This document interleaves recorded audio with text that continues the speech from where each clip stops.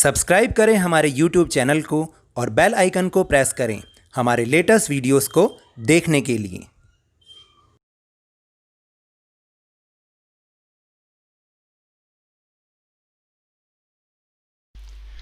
Hello and welcome to Lavneesh sir की class.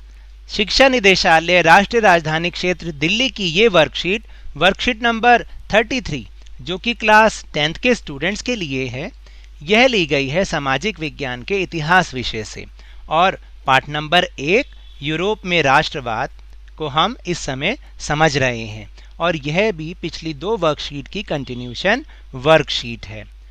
आज की इस वर्कशीट में हम कई सारे टॉपिक्स पढ़ेंगे, जैसे कि 1815 के उपरांत यूरोप में रूढ़िवाद किस तरीके से फिर जम गया, वापस से आ गया। फिर 1815 की वियना की संधि, ये बहुत ही इम्पॉर्टेंट है जो कि बहुत बार बोर्ड के एग्ज़ाम्स में आती है।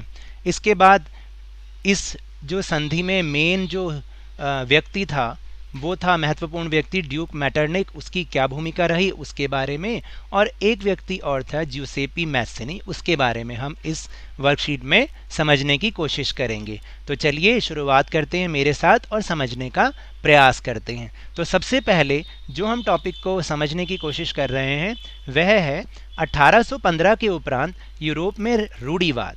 तो अब हम इसके बारे में पढ़ेंगे कि 1815 में नेपोलियन की हार के उपरांत यूरोप की सरकारों का झुकाव पुनः रूढ़िवाद की तरफ बढ़ गया। जैसा कि हम सबको मालूम है कि 1804 में एक बार फिर से नेपोलियन बोनापार्ट ने फ्रांस पर अपना कब्जा जमा लिया और फिर दोबारा से वहाँ पर जो है तानाशाही वाला शासन आ गया।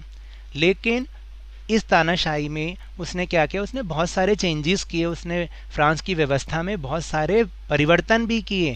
बहुत सारे परिवर्तन अच्छे भी थे, लेकिन जल्द ही लोगों को पता चल गया कि ये भी बूर्बो राजवंश की तरह तानाशाह है और फिर वो जो है धीरे धीरे उसके विरोध में आने लगे। लेकिन ये जो नेपोलियन था, इसने ना केवल फ्रांस बल्कि आस पड़ोस के जितने भी राज्य थे, देश थे, उन पर भी अपना कब्जा जमा लिया और फ्रांस की सीमाओं का बहुत विस्तार किया। लेकिन 1815 में वाटरलू की लड़ाई में इसकी हार हुई थी और ये सब हमने अपनी 9th क्लास की कक्षा में पढ़ा था। तो अब उसके बाद क्या हुआ, जो अभी मैंने आपको बात बताई कि 1815 में नेपोलियन की हार के उपरांत यूरोप की सरकारों का झुकाव फिर पुनः रूढ़िवाद की तरफ बढ़ गया। यानी अब जो सरकार आई वो फिर से चाहती थी कि वही राजाओं वाला शासन आ जाए। अपनी राजनीतिक विचारधारा के अनुरूप रूढ़िवादियों ने स्थापित संस्थाओं, रीति रिवाजों, परंपराओं को मान्यता दी एवं तीव्र परिवर्तन के स्थान पर क्रमिक विकास पर जोर दिया। हम बार बार आपको यही बताते रहते हैं कि रूढ़िवादी कौन होते हैं, जो कि पुराने ख्यालात वाले, पुराने विचारों वाले लोग होते हैं और जैसे पुराने रीति रिवाज थे उन सबको उन्होंने मान्यता दी और फिर दोबारा से उनको स्थापित किया। अब की बार उन्होंने बिल्कुल एकदम परिवर्तन के स्थान पर धीरे धीरे विकास पर जोर दिया। इस परिप्रेक्ष्य में एक शिखर सम्मेलन, जिसे कांग्रेस कहा गया, का आयोजन वियना में किया गया। इस कांग्रेस का आयोजन ऑस्ट्रियन चांसलर ड्यूक मैटरनिक ने किया। इस कांग्रेस में वियना संधि पर हस्ताक्षर किए गए।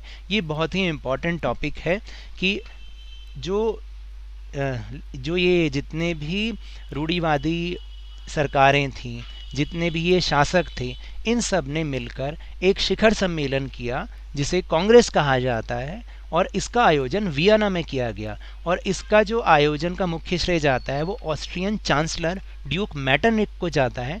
उसने ही इसका आयोजन किया और वहाँ पर आए जितने भी राजदूत थे उन राजाओं के, उनसे इस वियना संधि पर हस्ताक्षर करवाए। तो चलिए अब हम पढ़ते हैं कि इस 1815 की वियना संधि की क्या विशेषताएं थी और ये बहुत ही ज़्यादा इम्पॉर्टेंट है, मैं बार बार बता रहा हूँ आपको।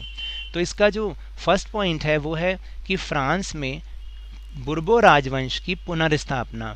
अगर आपको याद हो तो बूर्बो राजवंश का ही जो राजा था लुई 16, वो फ्रांस में राज करता था, लेकिन उसकी मृत्यु हो गई थी क्योंकि लोगों ने लोकतंत्र को वापस से वहाँ पर जमाया था फ्रांस में, इस वजह से। लेकिन अब जब दोबारा से 1815 आया तो सबसे पहली जो संधि की विशेषता थी वो ये थी कि फ्रांस में जो बूर्बो राजवंश था उसकी पुनर्स्थापना होगी। दूसरी जो इसकी खास बात थी वो थी कि इसका मुख्य उद्देश्य यूरोप में एक नई रूढ़िवादी व्यवस्था कायम करना था, यानी फिर दोबारा से जो है रूढ़िवादी व्यवस्था आ जाए, लोकतंत्र हट के रूढ़िवादी मतलब पुराने राजाओं वाली व्यवस्था। तीसरी जो विशेषता थी कि फ्रांस ने उन इलाकों से आधिपत्य खो दिया जो उसने नेपोलियन के समय जीते थे। नेपोलियन ने जिन इलाकों को जीत लिया था, इस वियना संधि में फ्रांस के उन इलाकों पर से उसका कब्जा हटा दिया गया। और चौथी बात कि फ्रांस के सीमा विस्तार पर रोक के हेतु नए राज्यों की स्थापना, और फ्रांस फिर दोबारा से अपनी सीमा विस्तार ना कर सके, फिर से कोई नेपोलियन जैसा ऐसा व्यक्ति ना आ जाए जो फ्रांस की सीमाओं को बढ़ाने के चक्कर में बाकी दूसरे देशों पे कब्जा कर ले। इसलिए फ्रांस की सीमा पर नए राज्यों की, नए देशों की स्थापना की गई। अब हम बात करते हैं जो इस वियना संधि का सबसे महत्वपूर्ण व्यक्ति था, वो था ड्यूक मैटरनिक। ये ड्यूक मैटरनिक कौन था, इसके बारे में अब हम समझने की कोशिश करते हैं। इनका जन्म 15 मई 1773 को हुआ। वे ऑस्ट्रिया के चांसलर थे। चांसलर मतलब जो सबसे महत्वपूर्ण पद होता है पूरी व्यवस्था में, वो थे। 1814 से 1848 तक के काल में इन्होंने यूरोप की राजनीति में महत्वपूर्ण भूमिका निभाई। यूरोप के राजनीतिक हालातों पर टिप्पणी करते हुए इन्होंने कहा था कि यदि फ्रांस छींकता है तो पूरे यूरोप को जुकाम हो जाता है। आप इस वाली लाइन को भी ज़रूर अपने ध्यान में रखिएगा, क्योंकि इसके ऊपर बेस भी एक क्वेश्चन आता है कि यदि फ्रांस छींकता है तो पूरे यूरोप को जुकाम हो जाता है। इसका मतलब ये था कि जो फ्रांस इन सभी जो यूरोप में जो एक तो सबसे बड़ा देश था, और महत्वपूर्ण इसलिए था कि सबसे पहले क्रांति वहाँ पर ही हुई थी। लोगों का जो शासन है वो फ्रांस में ही आया था। तो जैसे जैसे फ्रांस में चेंज होता गया तो उसके पड़ोसी देशों में भी इस तरीके की क्रांति होना शुरू हो रही थी। तो इसलिए ये कहा गया था कि फ्रांस जब छींकता है तो पूरे यूरोप को जुकाम हो जाता है, यानी फ्रांस में जो भी घटनाक्रम होता है उसका असर बाकी के यूरोप के देशों पर पड़ता है। फिर वियना संधि में इनकी महत्वपूर्ण भूमिका थी। किनकी? ड्यूक मैटरनिक की। नेपोलियन युद्ध के उपरांत यूरोप की पुनर्रचना और पुराने राजतंत्र यानी कि रूढ़िवादी तंत्र की पुनर्स्थापना में उन्होंने सक्रिय भूमिका निभाई, और किस तरह से वापस से राजाओं का राजतंत्र को लाने में इनकी जो है बहुत ज़्यादा सक्रिय भूमिका थी। इसके बाद जो हम पढ़ेंगे वो हैं जूसेपी मैसिनी। ये भी एक बहुत ही महत्वपूर्ण व्यक्ति थे जिन्होंने इटली में जो है इटली का एकीकरण करवाने में बहुत ज़्यादा अपना महत्वपूर्ण योगदान दिया। ये इनके बारे में जो है वो अब हम समझने की कोशिश करते हैं। इनका नाम था जूसेपी मैसिनी। इनका जन्म 1807 में जेनोआ में हुआ था, और कुछ समय पश्चात वह कार्बोनारी में गुप्त संगठन के सदस्य बन गए। गुप्त संगठन यानी जो सरकार के सामने नहीं होता, चोरी छिपे काम करता है।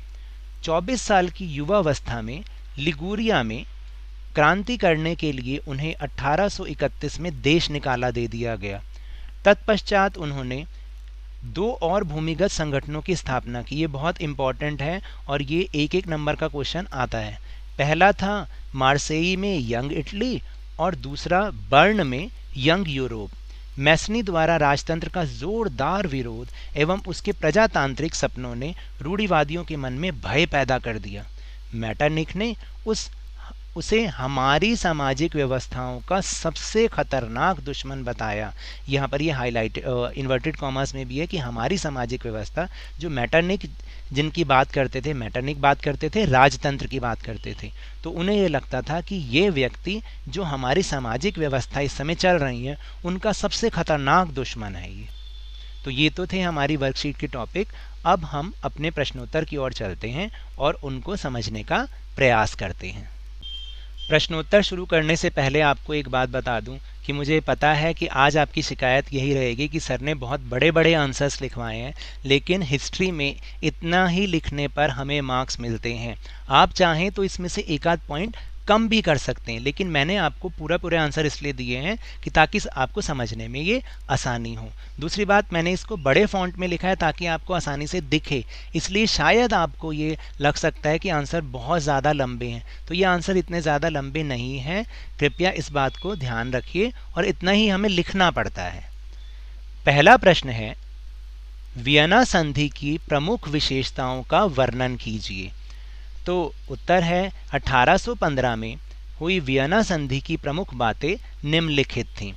पहला पॉइंट, फ्रांसीसी क्रांति के दौरान हटाए गए बूर्बो राजवंश को सत्ता में बहाल किया गया, यानी वापस से लाया गया और फ्रांस ने उन क्षेत्रों को खो दिया जिन पर कब्जा उसने नेपोलियन के अधीन किया था। दूसरा है कि फ्रांस की सीमाओं पर कई राज्य स्थापित कर दिए गए ताकि भविष्य में वह फ्रांस विस्तार ना कर सके। फिर उत्तर में नीदरलैंड्स का राज्य स्थापित किया गया जिसमें बेल्जियम शामिल था और दक्षिण में पीडमोंट में जेनोवा को जोड़ दिया गया। फिर चौथा है, प्रशा को उसकी पश्चिमी सीमाओं पर महत्वपूर्ण नए क्षेत्र दिए गए जबकि ऑस्ट्रिया को उत्तरी इटली का नियंत्रण सौंपा गया। फिर पांचवा है, 39 राज्यों का जो जर्मन महासंघ स्थापित किया गया था उसे वैसे ही बनाया रखा गया। और लास्ट है कि इन सब का जो मुख्य उद्देश्य था वो उन राजतंत्रों की आज़ादी था जिन्हें नेपोलियन ने बर्खास्त कर दिया था और साथ ही यूरोप में एक नई रूढ़िवादी व्यवस्था स्थापित करना था। इसका जो उद्देश्य था, देखिए नेपोलियन ने क्या किया था कि आसपास के जितने भी राजतंत्र थे उन पर कब्जा कर लिया था और उनको हटा दिया था। तो ये वियना संधि का प्रमुख उद्देश्य यही था कि वो राजतंत्र वापस से आ जाएं और यूरोप में एक नई रूढ़िवादी व्यवस्था स्थापित हो जाए। फिर दूसरा प्रश्न है कि मेटरनिख की भूमिका का वर्णन कीजिए। मेटरनिख की भूमिका, क्या भूमिका थी मेटरनिख की? तो इसका उत्तर है कि मेटरनिख अपने समय में यूरोप में शांति और सद्भाव स्थापित करके उस समय के प्रसिद्ध राजनयिक बन गए। फिर उन्होंने 1809 से विदेश मंत्री के रूप में कार्य किया और 1821 में वो कहाँ के चांसलर बने? ऑस्ट्रिया के चांसलर बने। फिर उन्होंने वियना की कांग्रेस मेटरनिख द्वारा प्रस्तावित की गई। जो वियना की कांग्रेस थी वो मेटरनिख द्वारा ही प्रस्तावित की गई, मेटरनिख ने ही उसको बुलाया। फिर तीसरा पॉइंट है कि उन्होंने वियना में यूरोपीय राज्यों के राजदूतों की एक बैठक की। उसके बाद मेटरनिख ने 3 लक्ष्यों का प्रस्ताव दिया जो यूरोप में शांति और स्थिरता को ला सकता था। वो कौन कौन से थे? वो थे, पहला लक्ष्य मजबूत पड़ोसी बनाकर फ्रांस को सुरक्षित करना था। फिर उनका दूसरा लक्ष्य शक्ति संतुलन को बहाल करना था, मतलब राजाओं को फिर से राजतंत्र को स्थापित करना था। और तीसरा वह बूर्बो परिवार के लिए जो सिंहासन था उसको बहाल करना चाहते थे, मतलब जो बूर्बो राजवंश था उसको फ्रांस में दोबारा से स्थापित करना चाहते थे। तीसरा प्रश्न है, मेटरनिख ने जूसेपे मैसनी को हमारी सामाजिक व्यवस्थाओं का सबसे खतरनाक दुश्मन क्यों माना? वह किस सामाजिक व्यवस्था की बात कर रहे थे? तो इसका उत्तर है, जूसेपी मैसनी एक इतालवी क्रांतिकारी और देशभक्त थे जिन्हें 1881 में लिगुरिया में क्रांति के प्रयास के लिए 24 वर्ष की उम्र में निर्वासित किया गया, मतलब देश से निकाल दिया गया। उन्होंने 2 संगठनों यंग इटली और यंग यूरोप की स्थापना की। मेटरनिख एक ऑस्ट्रियाई राजनयिक था। जो मेटरनिख था अभी हमने जिसकी बात करी, उसने ही वियना संधि पर रोक लगाई थी, मतलब जो वियना संधि उन्होंने ही की थी। वे रूढ़िवादिता में विश्वास करते थे। मेटरनिख ने निम्न कारणों से मैसनी को हमारी सामाजिक व्यवस्थाओं का सबसे खतरनाक दुश्मन बताया। क्यों बताया? वो कारण क्या थे कि मैसनी को उसने क्यों खतरनाक दुश्मन बताया? पहला था कि एक लोकतांत्रिक गणराज्य की मैजनी की जो दृष्टिकोण था उसने रूढ़िवादियों को भयभीत कर दिया था, क्योंकि जो मैसनी थे उनको मैजनी, इंग्लिश में मैजनी भी बोला जाता है, कि उन्होंने क्या किया कि उनका ये दृष्टिकोण था कि ये सब जो है वो पूरा एक देश बन जाए और उसमें लोगों का राज हो। तो इस जो दृष्टिकोण को रूढ़िवादी जो थे बहुत बुरा मानते थे, डरते थे उनसे। फिर दूसरा, मैसनी यंग इटली के संस्थापक थे और वे उदार राष्ट्रवाद में विश्वास करते थे। तीसरा, उन्होंने बर्न में यंग यूरोप नामक एक भूमिगत संगठन की स्थापना की थी। चौथा, ये दोनों संगठन कई राज्यों और साम्राज्यों को एक ही गणराज्य में मिलाने के उद्देश्य से बनाए गए थे। और पांचवा, उन्होंने कई निबंध लिखे जो आम लोगों जैसे कलाकारों, पेशेवरों, किसानों आदि के साथ अन्याय को सुर्खियों में लाए, लोगों के सामने लाए कि इन लोगों के साथ अन्याय हो रहा है। और फिर इसके बाद क्या था कि जर्मनी, स्विट्जरलैंड, पोलैंड में कई भूमिगत समाज स्थापित किए गए, यानी संगठन स्थापित किए गए जो युवा सदस्यों को क्रांतिकारी गतिविधियों के लिए प्रेरित करते थे। इस प्रकार उनके बीच असहमति हुई, इसलिए मेटरनिख ने मैसिनी को सामाजिक व्यवस्थाओं का सबसे खतरनाक दुश्मन बताया। और वो कौन सी व्यवस्था की बात कर रहे थे? वो रूढ़िवादी व्यवस्थाओं की बात कर रहे थे।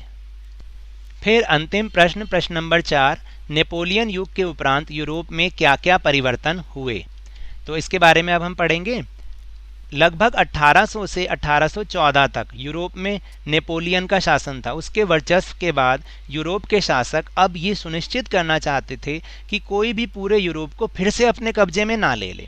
इस बात को सुनिश्चित करने के लिए जो सभी महान शक्तियों के राजनयिक थे 1814 से 1815 के बीच बातचीत करने के लिए वियना की कांग्रेस में मिले।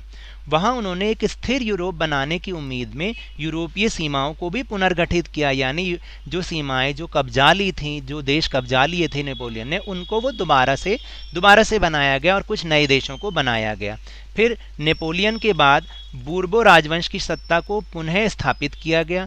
नेपोलियन के जो बाद के शासक थे वो अपने प्रति क्रांति रोकने के लिए भी समर्पित थे, क्योंकि फ्रांस में जैसे क्रांति हुई थी वो अब नहीं चाहते थे कि राजा के प्रति कोई क्रांति हो। लुई 18वां, हमने लुई 16वां पढ़ा था, लुई 18वां जिनके भाई लुई 16वां को फ्रांसीसी क्रांति के दौरान मार दिया गया था, अब निश्चित रूप से फ्रांस में एक और क्रांति नहीं चाहते थे। इसी तरह ग्रेट ब्रिटेन में जो टोरी सरकार थी वो भी कट्टरवादी थी और सामाजिक उथल पुथल का बहुत विरोध करती थी, यानी वो राष्ट्रवाद का बहुत विरोध करते थे।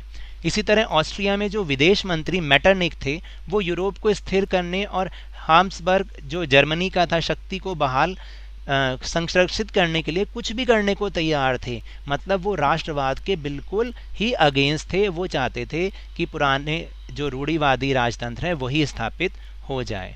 तो ये तो थी आज की वर्कशीट। मेरे इस तरह समझाने से आपको थोड़ा सा भी समझ में आया हो तो आप इस चैनल को ज़्यादा से ज़्यादा सब्सक्राइब कीजिए, लाइक कीजिए और बहुत ही ज़्यादा शेयर कीजिए और मेरे साथ इसी तरह वर्कशीट को समझते रहिए, लेकिन ध्यान और मन लगाकर ज़रूर पढ़ते रहिए। धन्यवाद।